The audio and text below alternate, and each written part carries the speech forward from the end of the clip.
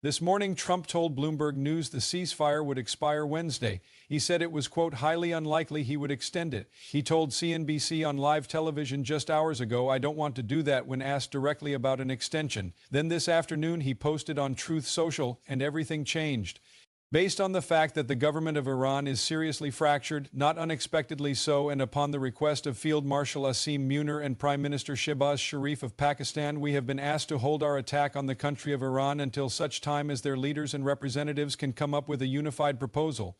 The ceasefire is extended indefinitely, not for 2 weeks, not for 5 days, until Iran, quote, submits a unified proposal. No date, no deadline, no confirmed second round of talks. Just we are waiting for Iran to get its act together and come back to the table. And in the same statement, Trump directed the U.S. military to continue the blockade, continue the ship seizures, stay ready and able. An extended ceasefire, with a naval blockade still choking Iran's economy, with U.S. Marines still holding an Iranian cargo ship, with Trump saying Iran's government is fractured and cannot even agree on what to propose. This is not peace. This is a new phase of the same war.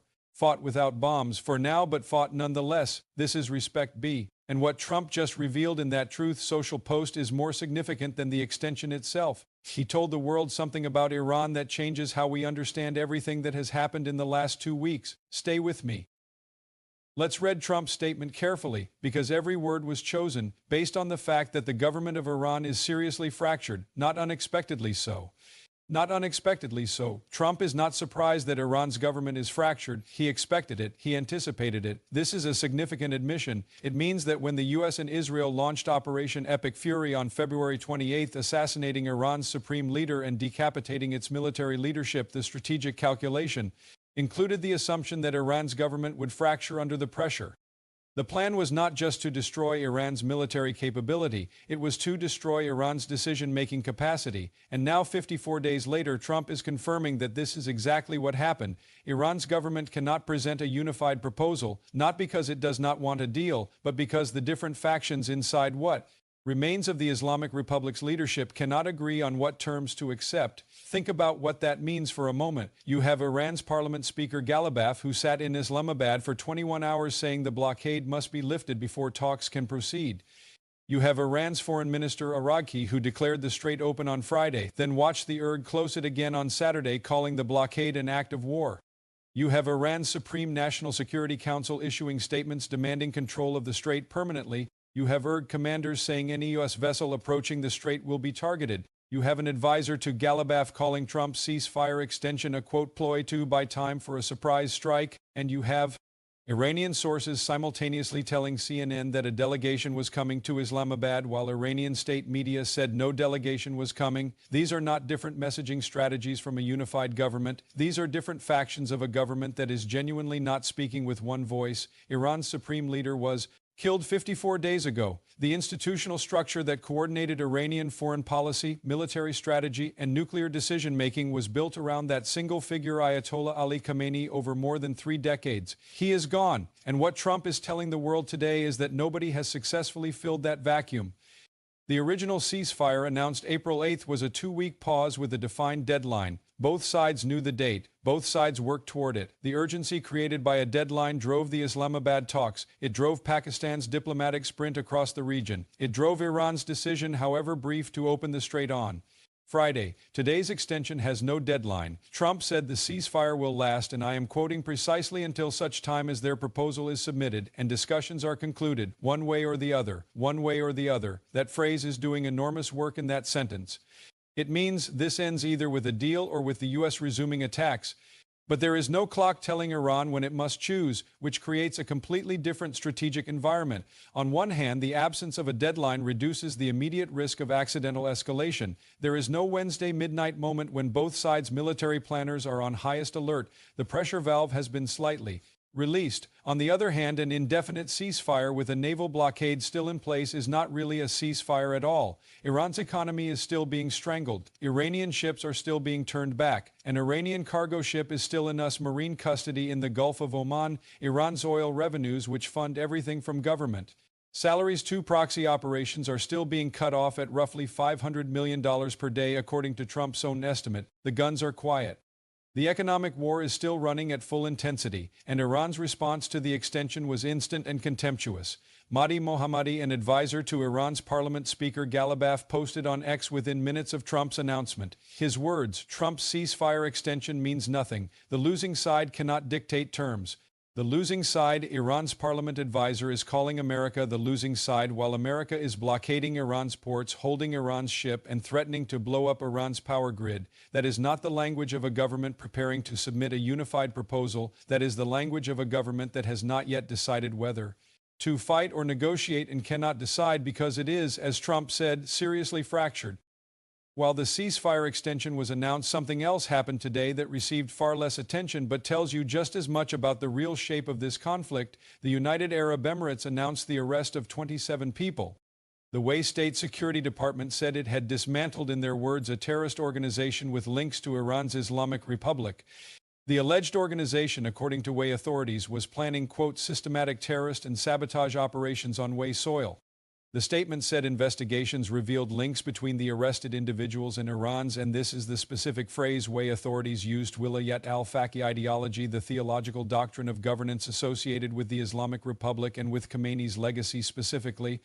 Iran's foreign ministry called the arrests baseless, dismissed them as, quote, unfounded pretexts designed to distract from us and Israeli military aggression, but this arrest is not happening in isolation. The Kuwait is not a country with a record of fabricating terrorism cases against Iran without cause. The Emirates are governed by a leadership that has been directly harmed by this war, their energy sector disrupted, their shipping impacted, their trade routes through the strait disrupted for 54 days. And there is a broader pattern that the Kuwait arrests fit into. UK police are investigating Iranian proxies for firebombing synagogues in London.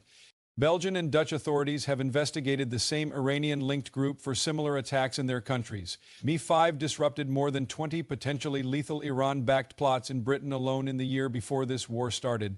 Now Kuwait authorities say they have dismantled a network planning sabotage operations inside the Emirates themselves. This is the texture of Iran's operational posture during the ceasefire. Fractured government at the top, continuing proxy operations at the ground level. The ceasefire stops the missiles. It does not stop the network.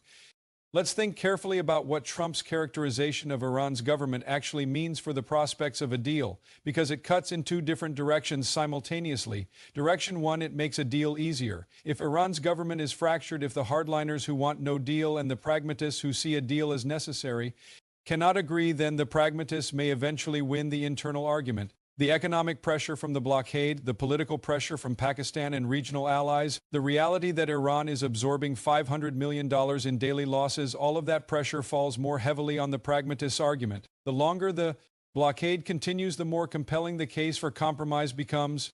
This is the optimistic reading of today's extension. Trump is not resuming the war. He is giving the pragmatists in Tehran more time to win the internal argument. The blockade is his lever. The indefinite extension is his patience on display. Direction two, it makes a deal harder. If Iran's government is genuinely fractured, if there is no single authority capable of making a binding commitment, then any agreement reached in Islamabad or anywhere else faces an immediate credibility problem. Who is signing for Iran? Ghalibaf, the parliament speaker who led the Islamabad delegation, does not control the URG. The URG closed the strait hours after the foreign minister opened it. The URG fired on tankers while diplomats were talking about peace. The URG's commanders have issued statements suggesting the blockade must be met with military response. A fractured government cannot guarantee that the URG will comply with whatever the foreign ministry and parliament speaker agree to in negotiations. And a deal that cannot be enforced is not a deal. This is the uncomfortable truth sitting underneath today's extension. The U.S. needs a counterpart that can make commitments and deliver on them. Iran, according to Trump's own characterization, may not currently have that capacity. Former U.S. General David Petraeus said on CNN today that both sides would like to see a deal. He is almost certainly right. The problem is not the desire. The problem is the architecture.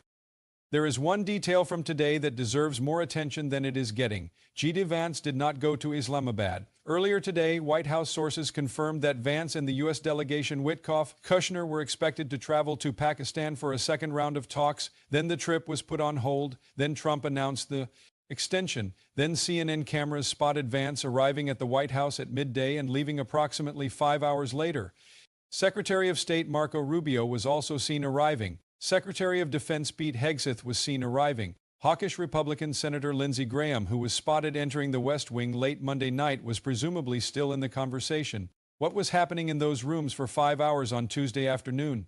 The White House said, quote, additional policy meetings are taking place at the White House in which the vice president will participate. Additional policy meetings. That language is designed to say nothing while sounding authoritative. What we know is this: the trip to Islamabad was planned, then canceled. Then the ceasefire was extended indefinitely with no date for talks. Then Vance spent 5 hours in the West Wing with the Secretary of State, the Secretary of Defense, and reportedly the chairman of the Joint Chiefs.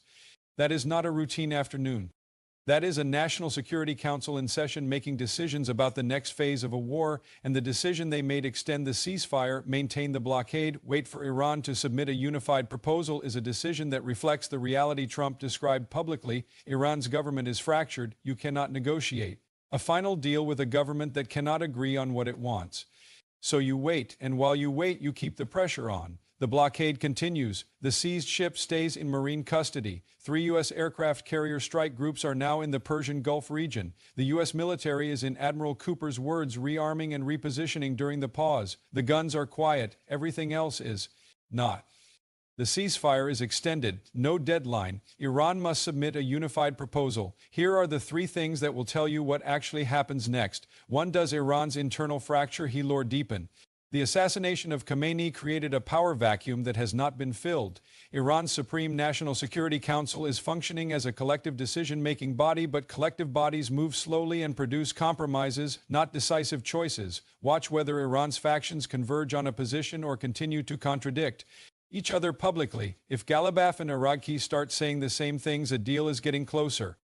If the URG keeps undermining diplomatic signals with military actions, the fracture is deepening. 2. Does the blockade hold?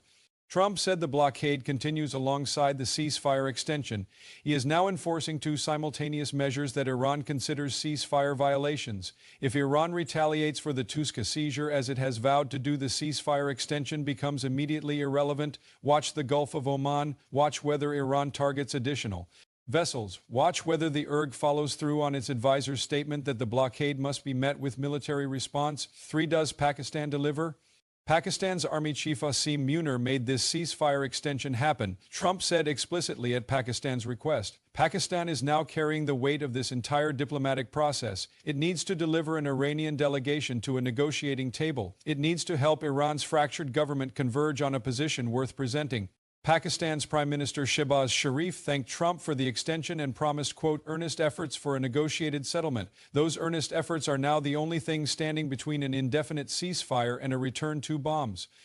This morning, Trump said he would not extend the ceasefire. This afternoon, he extended it indefinitely. And in the same statement, he told the world something that no one in his administration had said publicly before. Iran's government is seriously fractured, not weakened, not pressured, fractured. The country that the U.S. has been trying to negotiate with for 2 weeks, the country whose representatives sat across the table from G. Vance for 21 hours in Islamabad, cannot currently agree internally on what terms to accept. That is either the best news or the worst news for the prospects of peace, depending on which faction of Iran's fractured government ultimately wins the argument. The pragmatists who see a deal as necessary for survival need time. The hardliners who see any deal as surrender need the pragmatists to fail. Trump's indefinite extension just gave both factions more time. The blockade is still running. The Tuska is still in Marine custody. 3 aircraft carriers are in the Persian Gulf. And Iran's government is, in the words of the American president, seriously fractured. This is not the beginning of peace. This is the most uncertain moment of this entire war. Watch Tehran, watch what Iran submits, watch whether what it submits comes from one voice or from the same fractured chorus that has contradicted itself every 24 hours for the last 2 weeks. This is Respect. Subscribe, because the next move belongs to Tehran and nobody knows what it will be.